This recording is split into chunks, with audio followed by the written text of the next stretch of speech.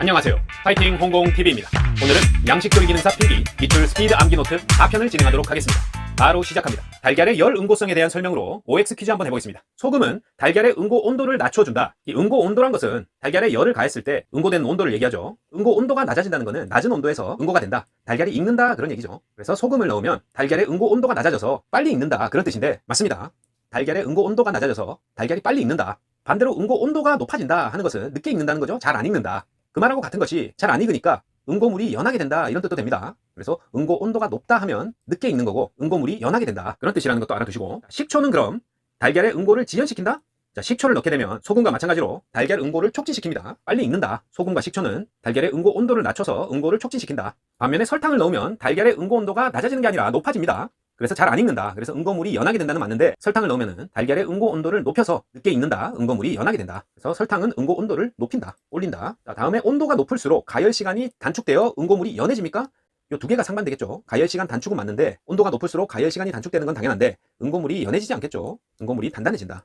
질겨진다. 이런 표현을 쓰면 되겠습니다. 그래서 정리를 해보면 소금과 식초를 넣으면 달걀의 응고 온도를 낮춰서 가열 시간을 단축시키고 빨리 익게 한다. 응고물이 단단해지고 질겨진다. 반면에 설탕을 넣게 되면 달걀의 응고 온도를 높여서 늦게 익게 하고 응고물을 연하게 한다. 짜거나 신 걸 넣으면 빨리 익어버리고 달달한 걸 넣으면 늦게 익는다.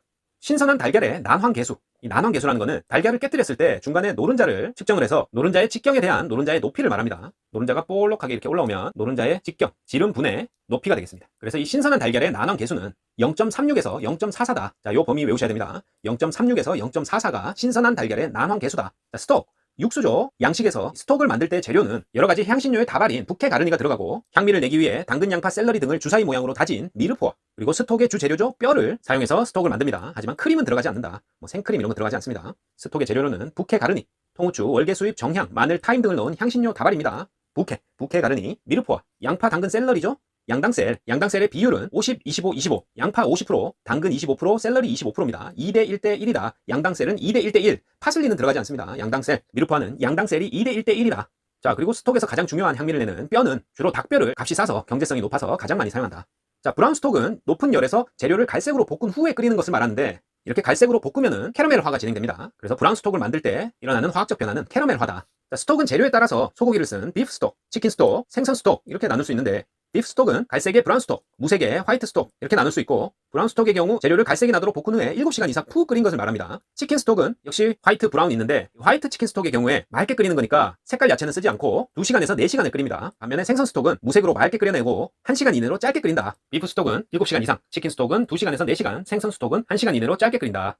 화학물질에 의한 식중독으로 일반 중독 증상과 시신경의 염증으로 실명의 원인이 되는 물질은 메틸알코올입니다. 보통 술의 원료가 되는 에틸알코올 말고 공업용으로 많이 쓰죠. 이 메틸알코올은 화학물질에 의한 식중독을 유발합니다. 그리고 시신경의 염증으로 잘못해서 마시게 되면 실명이 됩니다. 그래서 에틸알코올과 달리 아주 위험한 화학물질인 메틸알코올, 세균성 식중독에는 장구균, 비브리오균, 병원성 대장균 식중독이 있습니다. 하지만 노로바이러스 식중독은 바이러스죠? 세균성 식중독 아닙니다. 세균성 식중독에는 장구균 식중독, 비브리오 식중독, 병원성 대장균 식중독, 장비병. 같이 캠핑 가던 친구가 장비병에 걸려서 맨날 장비만 챙기더니 이 식재료 관리를 소홀히 해서 캠핑 갔다가 세균성 식중독 걸렸습니다. 장구균, 비브리오, 병원성 대장균 식중독, 장비병입니다. 장비병 식중독은 세균성 식중독.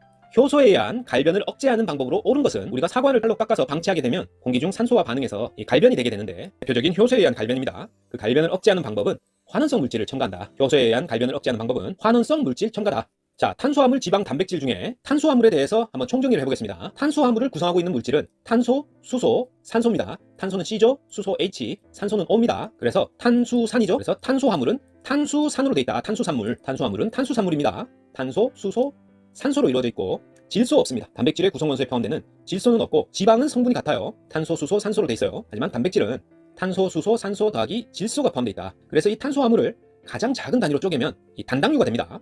단당류에는 5탄당과 6탄당이 있는데, 자, 그림으로 보시면 이 결합 구조와 원소까지 상세히 아실 필요는 없고 이 5탄당과 6탄당에 어떤 것들이 있나 정도만 아시면 됩니다. 이 왼쪽에 5탄당에는 우리 몸에 RNA, DNA 들어보셨죠? 유전자 정보인 이 RNA를 구성하고 있는 리보스와 DNA를 구성하고 있는 디옥시리보스 5탄당에 속하고요. 6탄당에는 프락토스, 글루코스, 갈락토스 이런 것들이 6탄당에 속합니다. 프락토스는 과당인데요. 달달한 과일이나 꿀 같은 데 많이 들어있습니다. 프락토스. 그리고 글루코스는 포도당이고요. 갈락토스도 6탄당입니다. 그래서 5탄당에는 리보스와 디옥시리보스, 6탄당에는 프락토스, 글루코스, 갈락토스가 속한다. 그 정도 아시면 됩니다. 시험 문제는 다음 중 6탄당이 아닌 것은 리보스, 디옥시리보스 뭐 이런 식으로 나오기 때문에 그리고 5탄당, 6탄당처럼 단당류 말고 두 개의 단당류가 글리코사이드 결합을 하고 있는 것, 두 개의 단당류가 결합하고 있는 것을 이당류라고 합니다. 이 이당류에는 말토스, 수크로스, 락토스가 있습니다. 말토스는 메가당인데요. 말맥입니다. 자, 두 개의 포도당이 결합을 한 구조입니다. 그래서 말포포입니다. 말포포. 두 개의 포도당이 결합한 건 말토스, 메가당입니다. 그리고 수크로스는 설탕이 대표적인데요. 포도당과 과당이 결합하고 있다. 포도당은 글루코스, 과당은 프락토스였죠. 그래서 수크로스는 포도당과 과당 결합이다. 수포과입니다. 그 다음에 락토스는 유당인데요. 포도당, 글루코스와 갈락토스가 결합한 거다. 락포갈. 말토스는 포도당 2개, 수크로스는 포도당 과당, 락토스는 포도당과 갈락토스가 결합한 거다. 꼭 알아두시고요. 그림을 한번 보시면 수크로스, 락토스, 말토스 모두 단당류 2개가 서로 손잡고 있죠. 이렇게 손잡고 있습니다. 그래서 사이좋게 단당류 2개가 결합한 것을 이당류라고 한다. 서로 이질적이다. 다를 2가 아니라 숫자 2입니다. 자, 그리고 단당류가 3개, 4개 결합한 것 중에는 올리고당이 대표적이고요. 10개에서 수천 개까지의 단당류가 중합체를 이룬다. 다당류입니다. 복합당질이라고도 하고요. 이 다당류에는 전분, 글리코겐, 식이섬유 있습니다. 먼저 전분은 아밀로스와 아밀로펙틴으로 구성되어 있죠. 전분은 아밀로스와 아밀로펙틴으로 되어 있다. 그리고 글리코겐은 간과 근육에 저장이 되고, 자, 마지막으로 식이섬유에는 수용성인 펙틴과 불용성인 셀룰로스가 있습니다. 그래서 너무 깊이 있는 내용보다는 식이섬유에는 펙틴과 셀룰로스인데 펙틴은 수용성, 셀룰로스는 불용성이다 정도. 전분에는 아밀로스와 아밀로펙틴으로 구성되어 있다. 전분, 글리코겐, 식이섬유는 다당류고, 이당류는 단당류 2개가 결합한 것인데, 말토스, 메가당은 포도당 2개, 수크로스, 설탕은 포도당과 과당, 락토스, 유당은 포도당과 갈락토스가 결합한 것이다. 요거는 꼭 알고 있어야 문제를 풀 수가 있습니다. 사람이 하루에 240kcal를 섭취했을 때 이상적인 탄수화물 섭취량은, 탄수화물, 지방, 단백질의 하루 섭취량은 우리 몸의 구성 성분 비율을 보면 됩니다. 탄수화물은 55에서 60% 정도, 단백질은 20에서 25%, 지방은 15에서 20% 정도를 우리 몸에서 차지하고 있기 때문에 이 비율대로 섭취해주는 것이 이상적인데, 탄수화물을 물었으니까 50%를 기준으로 하면 1200kcal겠죠? 그런데 섭취량을 물었으니까 이 열량 단위 kcal를 g으로 바꿔줘야겠죠? 탄수화물은 1g당 열량 4kcal이기 때문에 1200kcal는 4로 나누면 300g 정도가 됩니다. 그래서 보기에서 300g과 제일 가까운 수치를 찾으면 된다. 보기가 4개가 있는데 여기서 330에서 420, 기출문제에서는 요 보기가 정답이었고, 다르게 나오더라도 가장 근사치를 찾으시면 됩니다. 콜레스테롤은 담즙의 성분으로 비타민 D3의 전구체가 되며 가스 발생을 증가시킨다 하면 옳은 지문입니다. 콜레스테롤에 대해서 물었을 때 콜레스테롤은 담즙의 성분이다. O. 비타민 D3의 전구체가 된다. 맞는 말이고요. 가스 발생을 증가시킨다도 옳은 지문이 되겠습니다. 하지만 설탕 결정화를 증가시킨다 하면 틀린 답이 되겠어요. 콜레스테롤이 설탕 결정화 증가시키는 것과는 상관없다. 히스티딘은 성장기 어린이에게 더 필요한 필수 아미노산입니다. 필수 아미노산에는 아이오신, 류신, 라이신, 메티오닌, 페니날라닌, 트레오닌, 트립토판, 발린, 히스티딘, 아르지닌 등 여러 가지가 있지만 이 중에 성장기 어린이에게 더 필요한 필수 아미노산이다 하면 히스티딘 찾으셔야 됩니다. 자, 생물가라고 하는 용어가 많이 등장하는데요. 생물가는 우리 몸이 체내로 단백질을 흡수해서 그 흡수량 대비 얼마나 이용을 잘 할 수 있는가 하는 그 비율을 나타냅니다. 생물가는 단백질의 체내 이용 정도를 나타낸다. 계산 문제가 자주 출제되기 때문에 구하는 공식을 꼭 알고 있어야 됩니다. 보유 질소량 나누기 체내로 흡수하는 질소량이다. 거기에다가 곱하기 100을 해주면 퍼센테이지로 생물가가 나옵니다. 자, 우리 몸에 흡수한 질소량 대비해서 배출되고 남아있는, 보유하고 있는, 체내에 보유하고 있는 보유 질소량이 바로 생물가입니다. 대표적인 음식의 생물가를 보면 우유가 90이고요. 달걀이 87, 돼지고기 79, 소고기 76, 대두 75, 밀가루가 52 정도입니다. 우유가 생물가가 90으로 아주 높다. 이 중에서 가장 높다는 정도 알고 계시고, 또 단백질의 영양가 정도를 나타내는 단백가가 있는데요. 단백가가 클수록 영양가가 크다 이렇게 볼 수 있습니다. 그래서 여기서는 달걀이 100입니다. 비타민과 섬유소를 제외하고 거의 모든 영양소를 포함하고 있는 달걀이 100이라고 했을 때 소고기는 83, 우유가 78, 대두 73, 쌀이 72, 밀가루는 47이 되겠습니다. 자, 강화식품에 대한 설명으로 틀린 것은, 강화식품은 식품에 원래 적게 들어있는 영양소를 보충한다. 맞고요. 식품의 가공 중에 손실되기 쉬운 영양소를 보충한다. 영양소를 강화시킨 거죠. 맞고요. 강화 영양소로는 비타민 A, 비타민 B, 칼슘 등을 이용한다. 이것도 맞습니다. 하지만 알파화 쌀은 대표적인 강화식품이다. 자, 이 알파화라는 것은 영양소를 강화한 게 아니고요. 호화를 말합니다. 호화. 쌀의 전분을 익히는 것을 알파화라고 합니다. 같은 말로 호화라고 한다. 해조류는 알카리성 식품에 해당한다. 하지만 육류, 어류, 곡류는 모두 산성입니다. 해조류는 알카리성, 육류, 어류, 곡류는 모두 산성입니다. 두부를 만드는 과정은 콩단백질에 소금물 같은 무기 염료를 이용해서 응고시키는 변성을 가져와서 두부가 되는 겁니다. 두부를 건조해서 만들거나 효소를 이용한다거나 동결을 이용해서 그 형태를 변성시키는, 변화시키는 게 아니죠. 두부 단백질, 글리시닌을 소금물, 무기 염료로 응고시키는 겁니다. 그게 바로 두부다. 우리가 꽃 부분을 식용 부위로 하는 식물은 콜리플라워입니다. 이름에 플라워 있죠? 꽃이 있습니다. 꽃. 주로 꽃 부분을 먹는다. 꽃 부분을 식용 부위로 하는 콜리플라워. 현미는 벼의 왕겨층 부위를 벗겨낸 것입니다. 현미는 벼의 다른 부분 아니고 왕겨층 부위를 벗겨낸 것이다. 시설 위생을 위한 사항으로 적합하지 않은 것은 먼저 적합한 사항 보면 주방 냄비를 세척 후에 열 처리해둔다. 주방의 천정 바닥 벽면도 주기적으로 청소한다. 당연하죠. 나무 도마는 사용 후에 깨끗이 하고 일광 소독을 하도록 한다. 젖은 채 두지 않습니다. 하지만 딥프라이어 튀김기의 경우에 기름은 매주 뽑아내어 걸러서 찌꺼기가 남아있는 일이 없도록 한다. 찌꺼기가 남아있는 일이 없도록 한다. 맞는 것 같은데 매주 일주일마다 하면 벌써 이 기름이 공기와 접촉해서 많이 산화돼 있습니다. 그래서 매주는 너무 늦고 기름 상태를 봐서 매일 해야 됩니다. 넘어가겠습니다. 자, 사과의 갈변은 아까도 잠시 봤듯이 효소 반응에 의한 거라고 했는데요. 사과에 칼로 상처를 내게 되면 그 상처 부위가 공기 중에 노출이 돼서 산화 효소에 의해서 사과의 폴리페놀 성분 많죠? 그 페놀 화합물이 산화돼서 멜라닌으로 전환되는 현상이 바로 사과의 갈변입니다. 사과의 갈변은 상처가 공기 중에 노출돼서 산화 효소에 의해서 페놀 화합물이 산화된 다음 멜라닌으로 전환된 거다. 자, 문제는 어떤 식으로 나오냐면 사과를 깎아 방치했을 때 나타내는 갈변 현상과 관계없는 것은 했을 때 산화 효소 관계 있죠? 산소 관계 있습니다. 페놀류, 사과의 폴리페놀이 산화된다고 했죠? 갈변과 관련 있고 섬유소 관계 없습니다. 사과의 갈변은 상처가 공기 중에 산소에 노출돼서 산화 효소에 의해서 페놀 화합물이 산화돼서 멜라닌으로 바뀌는 현상이다. 자, 아까 탄수화물에 대해서 알아봤는데요. 이 다당류에는 간과 근육에 저장된다고 했던 글리코겐 들어가죠? 그리고 펙틴. 자, 식이섬유 중에 수용성 식이섬유였던 펙틴, 다당류 들어가고 글루코만난, 이것도 다당류에 속합니다. 글루코만난. 곤약이나 이 식이섬유의 일종입니다. 하지만 젤라틴은 아니다. 젤라틴 다당류가 아니고 젤라틴은 콜라겐에서 유래한 단백질입니다. 젤라틴은 콜라겐에서 유래한 단백질이 86%, 수분이 12% 이렇게 구성되어 있습니다. 그래서 다당류에는 글리코겐, 펙틴, 글루코만난, 식이섬유와 그리고 전분이 또 다당류겠죠? 전분이 아밀로펙틴과 아밀로스로 이루어진 전분이 또 다당류가 되겠습니다. 식품 재고 관리 방법 중에 최근에 구입한 식품부터 사용하고 그래서 가장 오래된 물품이 재고로 남게 되는 것은 최근에 구입해서 창고로 들어온 거죠. 그러니까 후입이다. 그걸 먼저 사용하려고 창고에서 출고되니까 후입 선출법이다. 가장 나중에 창고로 들어온 게 먼저 사용하려고 나간다. 후입 선출법. 근데 그렇게 되면 가장 오래된 물품이 재고로 남아서 유통기간 지나서 버리게 될 수도 있겠죠. 당장 사용하는 것은 신선하겠지만 그래서 보통 선입 선출법을 씁니다. 먼저 들어온 것을 먼저 나간다.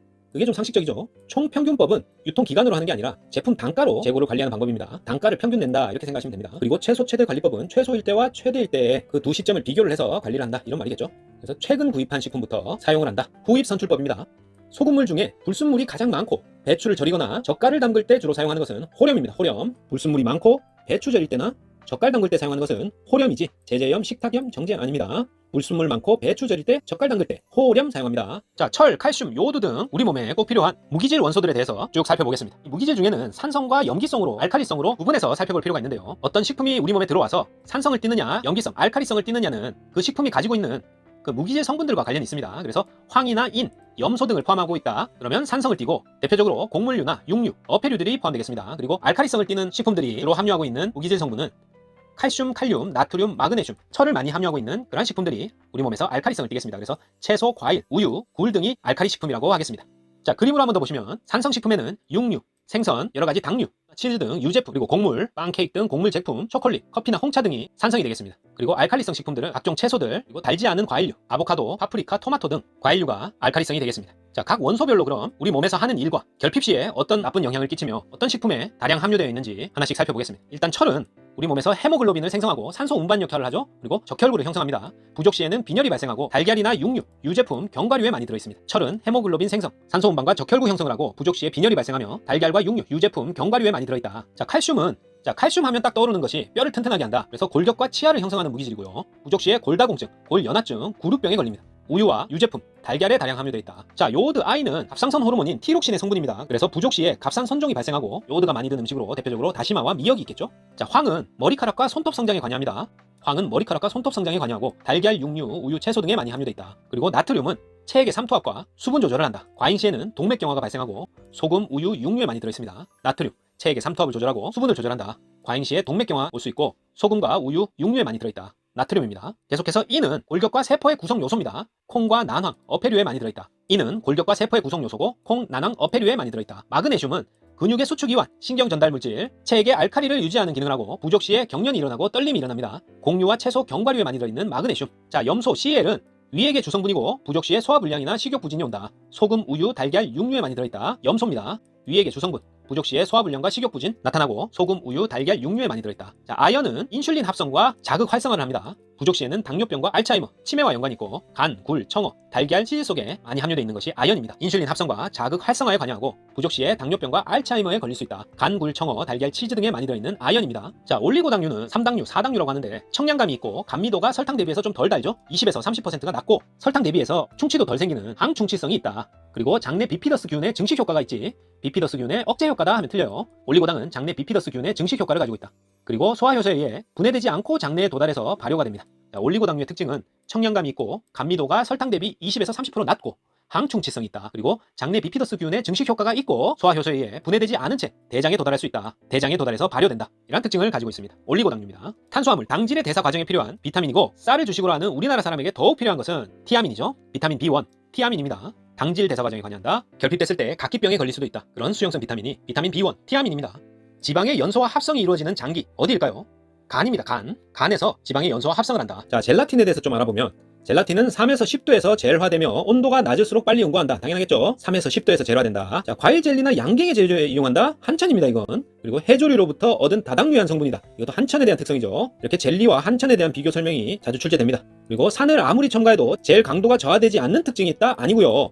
젤라틴에 산 첨가하면 강도가 저하됩니다. 그래서 3에서 10도에 젤화되고 온도 낮을수록 빨리 응고한다. 이건 맞고 과일 젤리, 양갱, 해조류로부터 얻은 다당류다. 한천이고요. 젤라틴은 산을 첨가할 때 강도가 저하된다. 이 정도 알아두시고 물품의 검수와 저장을 하는 곳에 꼭 필요한 집기는 저울과 온도계입니다. 자, 계량컵과 계량 스푼 아니에요. 꼭 맞는 것 같지만 검수와 저장하는 곳에 스푼으로 하루 종일 할 수 없습니다. 그냥 저울로 답니다. 그리고 온도가 중요하기 때문에 온도계 꼭 필요합니다. 저울과 온도계다. 검수와 저장하는 곳에서 꼭 필요한 집기류는 저울과 온도계다.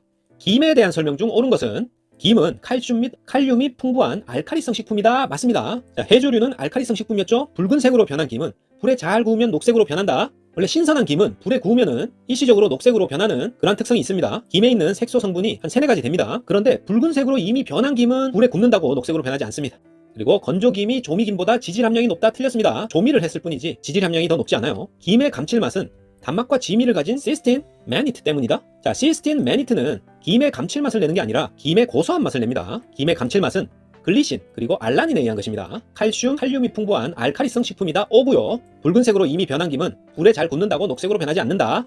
건조김은 조미김보다 지질 함량 높지 않다. 김의 감칠맛은 시스틴 매니트에 의한 게 아니고 글리신과 알라닌에 의한 것이다. 김에 대한 설명이었습니다. 조리 방법에 대한 OX 퀴즈 한번 해볼까요? 채소를 잘게 썰어 끓이면 빨리 익힘으로 수용성 영양소의 손실이 적어진다. 채소를 잘게 썰게 되면 표면적이 넓어지겠죠? 그렇게 표면적이 넓어져서 끓는 물에 닿는 부분이 많아지면 수용성 영양소의 손실이 오히려 많아지겠죠? 전자레인지는 자외선에 의해 음식이 조리된다. 자외선 아니고요. 마이크로파입니다. 초단파, 마이크로웨이브를 이용합니다. 전자레인지는. 그 다음에 콩나물국의 색을 맑게 만들기 위해서는 소금으로 간을 한다. 맞죠? 푸른색을 최대한 유지하기 위해 소량의 물을 넣고 채소를 데친다. 아니죠? 푸른색을 최대한 유지하기 위해서는 채소의 유기산 농도를 희석시켜야 되는데 그러려면 물은 푹 잠길 정도로 충분히 좀 많이 해야 됩니다. 그래서 채소에서 용출되는 비휘발성 유기산 농도를 희석시켜야 푸른색이 유지가 된다. 그래서 소량의 물에 채소를 넣고 데친다. 틀렸습니다. 단백질 함량이 14% 정도인 밀가루로 만드는 것이 가장 좋은 식품은 이건 밀가루의 종류에 따른 단백질 함량을 알고 있어야 되겠죠? 강력분, 중력분, 박력분 들어보셨을 텐데요. 일단 강력분은 단백질 함량이 12% 이상입니다. 글루텐을 많이 함유하고 있어서 탄력이 있고 쫄깃한 반죽을 만들기에 적합한 밀가루가 되겠습니다. 그래서 식빵이나 피자도우, 마카로니 여기 들어가네요. 마카로니 등이 이 강력분을 써서 만드는 식품이고 그 다음에 중력분, 증이 아니라 중력분 단백질 함량이 9에서 12% 정도인데요. 다목적으로 쓰입니다. 칼국수나 수제비, 만두피 같이 제과 제빵이 아니라 한식류에도 두루두루 사용하는 중력분입니다. 단백질 함량은 9에서 12%다. 요 중력분 단백질 함량만 외우시면 그것보다 단백질 함량이 많은 게 강력분, 적은 게 박력분. 박하다, 단백질 함량이 적다 이렇게 이해하시면 되겠죠. 박력분은 9% 이하입니다. 그래서 글루텐이 좀 적고 잘 부스러지는 거, 탄력성과 쫄깃함이 없는 케이크류나 쿠키, 스콘 등 제과류에 사용되는 것이 바로 박력분이 되겠습니다. 그래서 단백질 함량이 14%다. 그러면은 강력분이겠죠? 12% 이상이니까 14% 정도인 밀가루를 만드는 것이 가장 좋은 식품은 보기들이 쭉 나와 있고 찾으라 그러면 마카로니, 피자도우, 식빵 같은 것들 찾으시면 되겠습니다. 자, 쉬운 계산 문제 또 하나 해볼까요? 판매 가격이 5,000원인 메뉴에 식재료비가 2,000원인 경우 이 메뉴의 식재료비 비율은 자, 판매 가격 5,000원인데 재료비 2,000원이다. 몇 퍼센트죠? 그냥 딱 봐도 40% 나옵니다. 그래서 식재료비 비율은 총 매출액, 총 판매가에 식재료비가 차지하고 있는 비율이니까 요 아래 계산기 키셔서 식재료비 2,000 나누기 판매 가격 5,000 이렇게 하면 0.4 이렇게 나오고 40%를 답으로 찾으시면 됩니다. 부캐 가르니, 야채, 식초, 와인 등을 넣고 은근히 끓인 육수로 주로 해산물 등을 데치는 용도로 쓰는 걸 쿠루부용이라고 합니다. 쿠루부용. 자, 쿠루부용은 부캐 가르니, 야채, 식초, 와인과 같이 산성 재료들을 넣고 은근히 끓인 육수로 주로 해산물을 데치는 용도로 쓴다. 쿠루부용. 자, 스톡을 보관할 때는 소금 등으로 간을 하지 않습니다. 스톡을 보관할 때는 간을 하지 않고 보관한다. 꼭 알아두시고요. 전체 요리, 에피타이저를 담을 때, 플레이팅할 때 주의사항으로는 양과 크기는 주요리보다 크지 않게 해야 되겠죠? 에피타이저가 주요리보다 양과 크기가 커서는 안 된다. 그리고 접시의 안쪽 원, 내원을 벗어나게 하지 않게 한다. 간격과 질서를 잘 유지해서 플레이팅을 해야 됩니다. 그리고 모양과 향미를 위해서 곁들이는 이 가니쉬는 요리 재료와 중복을 피해야 됩니다. 그리고 최대한 고객의 편리성을 우선적으로 고려한다. 전체 요리 담을 때 주요리보다 크지 않게, 내원을 벗어나지 않게 간격과 질서를 유지하고 가니쉬는 요리 재료의 중복을 피한다. 고객의 편리성을 우선 고려한다. 이런 사항을 주의해야 되겠습니다. 콩디망은 양념이죠. 요리를 찍어 먹거나 뿌려 먹는 콩디망. 양념의 종류로는 비네그레트, 비네거 이렇게 부르죠. 비네그레트, 살사소스, 발사믹, 마요네즈 등이 콩디망이 되겠습니다. 토마토 페이스트는 콩디망 아닙니다. 자, 양식의 양념인 콩디망은 비네그레트. 자, 오일 비네거와 채소 비네그레트가 있는데요. 오일은 오일과 식초를 3대1로 섞는다. 채소 비네거는 야채를 잘게 다진 후에 오일과 식초를 역시 3대1로 섞어서 만드는데 둘 다 해산물 요리의 양념으로 쓰입니다. 그래서 콩디망 양식의 양념으로는 비네그레트, 살사, 발사믹, 마요네즈 등이 속한다. 몇 가지 추가해서 알아보면 식후에 손을 씻는 그릇은 핑거볼이라고 합니다. 식후에 손을 씻도록 꽃잎이나 레몬 조각 등을 동동 띄워서 준비하는 핑거볼, 손 씻는 그릇이다. 빵을 얇게 썰어서 그 위에 여러 가지 재료를 올린 것을 카나페라고 하죠. 그리고 피부가 촉촉해지는 효과, 보습 효과가 있고 잇몸 출혈을 예방하고 로마인들이 주로 먹었다는 이 상추가 로메인 상추입니다. 자, 이런 것들은 상식으로 다 알고 계시죠? 손 씻는 그릇, 핑거볼, 빵 위에 여러 가지 재료를 올린 카나페, 로마인이 먹었다는 로메인 상추. 자, 샌드위치의 종류에는 온도에 따라서 핫 샌드위치, 콜드 샌드위치로 나눌 수 있고 모양에 따라서 빵을 한쪽만 쓰는 오픈 샌드위치, 한쪽을 열어두는, 그리고 빵 위에 재료를 올리고 그 위에 다시 빵을 덮는 클로즈드 샌드위치, 돌돌 마른 롤 샌드위치, 손가락 크기로 잘라놓은 핑거 샌드위치 등이 있습니다. 자, 이 오픈 샌드위치에는 브루스케타, 카나페 등이 있는데요. 사진과 같이 둘 다 비슷하게 생겼습니다. 이렇게 만든 것을 브루스케타라고 합니다. 자, 샌드위치에 여러 가지 치즈들을 쓰는데 셀러맨더 치즈다 이러면은 이 셀러맨더가 오븐의 한 종류입니다. 그래서 오븐에 구운 치즈다. 그래서 셀러맨더 치즈를 썼다 그러면 구워서 올린 핫 샌드위치를 의미합니다. 반면에 에멘탈, 모짜렐라, 브리 치즈는 보통 콜드 샌드위치에 사용하는 치즈가 되겠습니다. 샌드위치를 만들 때는 마요네즈, 머스터드, 버터 등으로 스프레드 하는데 쭉 펴서 바르는데 그 이유는 빵이 눅눅해지는 것을 방지하기 위해서요. 샌드위치를 만들 때 빵에다가 마요네즈, 머스터드, 버터 등을 스프레드 하는 이유는 빵이 눅눅해지는 것을 방지하는 이유가 첫 번째고 그 밖에 접착성, 맛 증가, 촉촉한 감촉을 부여하기 위해서 빵에다가 먼저 스프레드를 한다. 샌드위치 플레이팅은 화려함, 다양함보다는 깔끔하고 청결하게 합니다. 샌드위치를 접시에 올릴 때 중요한 것은 청결하고 깔끔한 거지 화려하거나 다양함을 추구한다 이러면 틀린 답이 되겠어요. 파스트라미는 좀 생소하실 텐데요. 자, 이 사진과 같이 이 소고기에 기름기가 없는 부분을 양념을 한 다음에 말리거나 훈제를 해서 만드는 샌드위치 속재료가 파스트라미입니다. 보통 콜드 샌드위치에 사용하고 소고기에 지방 없는 부위를 양념을 해서 말리거나 훈제한 것이다. 파스트라미. 샐러드의 기본 구성 요소로는 바탕을 이루는 베이스, 바디, 본체, 드레싱, 가니쉬로 이루어져 있습니다. 베이스, 바디, 드레싱, 가니쉬. 바탕, 본체, 드레싱, 가니쉬입니다. 샐러드의 기본 구성이다. 바탕이 되는 베이스로는 채용 재료라고 하는데 상추를 쓰고요. 바디, 본체는 주 재료를 의미합니다. 그리고 드레싱을 통해서 맛을 증가시키고 소화를 촉진한다. 장식용으로 쓰는 가니쉬는 비주얼과 맛을 증가시키는 효과를 한다. 샐러드의 기본 구성은 바탕, 본체, 드레싱, 가니쉬로 이루어져 있습니다. 자, 이상입니다. 책없이 듣기로 끝내는 양식조리 기능사 기출 스피드 암기 노트 4편은 여기까지였습니다. 파이팅 홍콩TV 구독, 좋아요 부탁드리고 저는 5편에서 더 알찬 내용으로 찾아뵙겠습니다. 감사합니다.